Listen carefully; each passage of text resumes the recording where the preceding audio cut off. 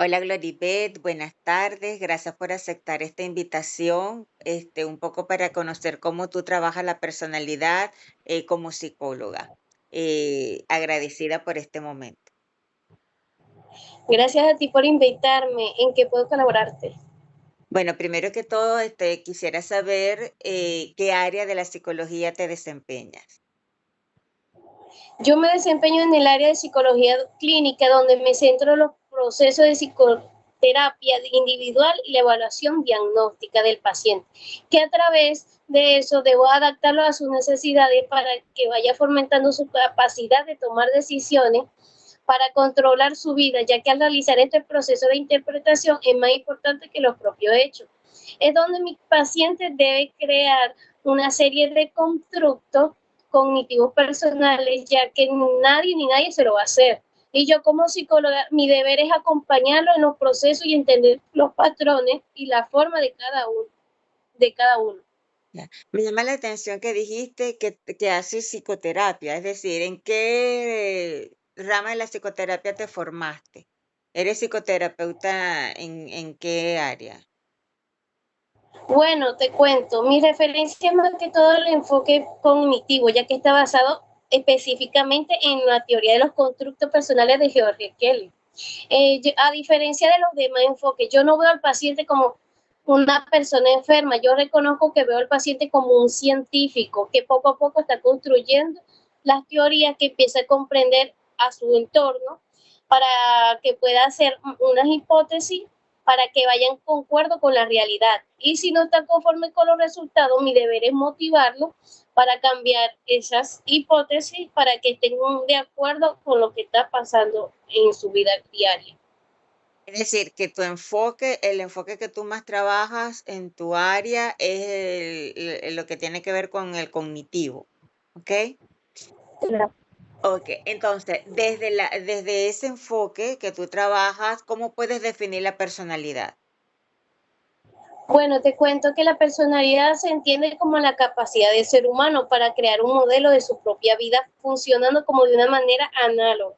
En qué decir, es como decirte que un científico donde observa el mundo, crea hipótesis donde las pone a prueba con la realidad. Sin embargo, Kelly siempre ha sido criticado porque se basa más que todo en exclusivamente los aspectos intelectuales o racionales, donde excluye más que todo los sentimientos. ¿Qué significa? Que nuestra forma de ser se define por cómo construimos el presente y el futuro. Nuestra personalidad no es algo que tenemos, sino el sistema de significado donde predecimos nuestra existencia cuando utilizamos los lentes binarios. En ese caso, entonces, esa definición, ¿cómo orienta la comprensión de la personalidad en tu paciente? Bueno, esta definición cambia mucho cuando estamos en la dinámica del terapeuta. Me obliga a ver al paciente no como un enfermo que viene que lo arreglen, decir, no, yo necesito ser arreglado, sino como un científico que tiene una teoría sobre su vida que alguna razón ha dejado de funcionar. Yo no utilizo ninguna etiqueta externa donde, no, tú eres un depresivo, tú eres loco, tú eres esto. Mi labor es descubrir el mapa interno del significado del paciente.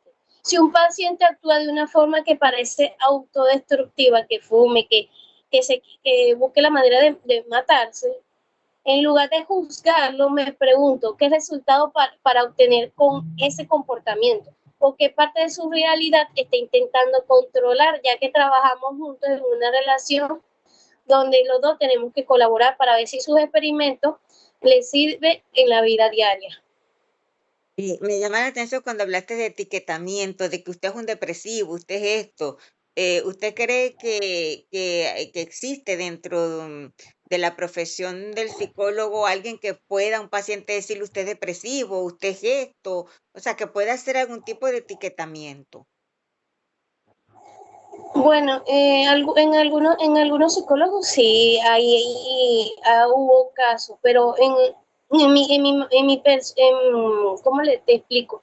Como en mi persona, no, yo no veo etiquetas al paciente, yo veo como una persona que necesita orientación y donde tengo que tratarlo como si fuera un científico. Claro, entonces allí podría uno decir por qué consideras que es importante el estudio de la personalidad en tu trabajo. Porque es fundamental, ya que es el sistema de navegación del ser humano. En la clínica, entender la personalidad nos permite predecir de cómo va a reaccionar ante una crisis o una pérdida. Por ejemplo, yo te voy a dar un ejemplo que siempre me ha pasado. Puedo entender por qué un pequeño cambio en el paciente le genera un ataque de pánico, en que es, ¿cómo te explico? En la pérdida de un trabajo, cambio el trabajo, la pérdida de una relación. Entonces, la personalidad nos da la clave de la resistencia al cambio. Muchas veces los pacientes quieren mejorar, pero su personalidad se lo impide. ¿Cómo se lo impide? Ay, no, hay algunos que dicen, no, a mí no me importa, yo consigo otro trabajo, o a mí no me importa, yo veo cómo yo resuelvo. Se lo impide también porque les resulta amenazante, siente que no van a poder. Cuando sin entender la personalidad estaríamos dando palos ciegos como si estuviéramos en la terapia. Claro. En ese caso, ¿cómo clasifica entonces el enfoque cognitivo o cognitivo la personalidad? Bueno, te cuento. Kelly sugiere que nuestra personalidad se define por constructos que creamos para anticipar el futuro de, no por clasificaciones, sino por corolario. En lugar de clasificar, tiene un sistema de hipótesis. Me preguntarás, ¿qué es eso? Es que, ¿cómo explicarte? Es que cambia nuestra forma de interpretar la realidad según nuestras experiencias nuevas que se manifiesta a través según cualquier corolario. Los más principales son la experiencia, el rango, la construcción y la elección. La experiencia nos permite evaluar y cambiar los constructos que ya no son útiles. El rango son útiles para predecir ciertos eventos específicos y no todas las situaciones de la vida. Y el constructo se basa más que todo en las similitudes que se encuentran en sus experiencias pasadas. Ok. Y él en la elección se elige por sí misma, ya que lo permite la persona o el paciente que define su propio sistema de predicción. Ya. Entonces, ¿qué tipo de información recopilas tú sobre la persona para comprender esa personalidad? A mí no me sirve que nos digan, no, estoy triste, necesito profundizar el por qué estás triste, qué es para ti la tristeza, se parece más a la rabia o a la soledad. Recopilamos la información sobre cómo el paciente se sitúa frente a los demás, frente a sus metas, exploramos sus miedos y sobre todo sus vínculos significativos hacia la relación, hacia lo familiar o lo laboral. Siempre analizamos cómo describe a las personas que con sus descripciones están en sus propios constructos. Es decir, que podríamos decir que la información que más se recopila en tu caso es la persona proporciona. Es decir, más que todo, más que un tercero te pueda decir qué es lo que está pasando con esa persona, la misma persona te puede a ti dar la información que tú necesitas tener. ¿Ok? Claro, él más que todo nos narra la vida diaria de él y nos explica el por qué. Claro. Bueno, eso es bastante importante saberlo, ¿no? ¿Y cuáles técnicas utilizas más para recopilar esa información? Hay muchas técnicas, pero las más principales son la técnica de la rejilla, la autocaracterización y la entrevista clínica de lenguaje invitacional. Bueno, la técnica de la rejilla es una de las más famosas, ya que es un procedimiento donde el paciente compara a las personas de su entorno. La autocaracterización le pedimos que escriba sobre sí mismo como si fuera un personaje de novela, sobre algo visto o por un amigo íntimo. Y la entrevista de clínica de lenguaje usamos mucho el qué pasaría si invitando al paciente y creando nuevos roles donde podamos entender lo que él quiere expresar. Ok. Y desde la perspectiva del enfoque que tú manejas, ¿cómo concibe la naturaleza de la personalidad?